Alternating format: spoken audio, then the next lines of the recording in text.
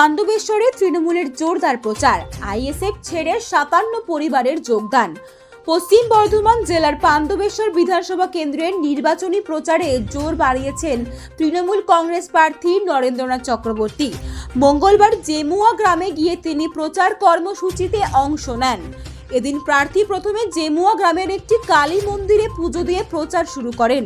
এরপর ঢাক ঢোল বাজনা সহকারে গ্রাম পরিক্রমা করেন এবং স্থানীয় মানুষের সঙ্গে সরাসরি জনসংযোগে অংশ নেন। প্রার্থীর উপস্থিতিতে এলাকায় উৎসবের আবহ তৈরি হয়।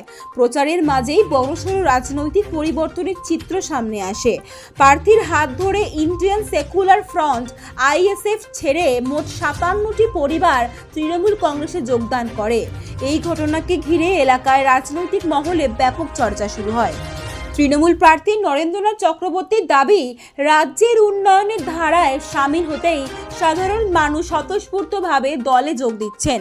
অন্যদিকে বিরোধী শিবির এই যোগদানকে অন্যভাবে ব্যাখ্যা করার চেষ্টা করেছে বলেও রাজনৈতিক মহলের একাংশের মত। নির্বাচন যত এগিয়ে আসছে ততই পাণ্ডবেশ্বর বিধানসভায় রাজনৈতিক উত্তাপ বাড়ছে বলে মনে করা হচ্ছে।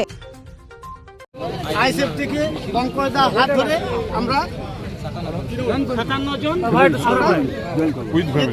আগে কোন দল করতেন? সিপিএম করতাম, আইএসএফ করতাম। সিপিএম থেকে আইএসএফ চলে গেছিলেন, তারপরে টিএমসিতে এসেছি।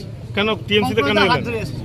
কেন টিএমসিতে কেন এলেন? টিএমসি যে প্রকল্পগুলো আছে সে কোনো সরকার তা দিতে পারবে না।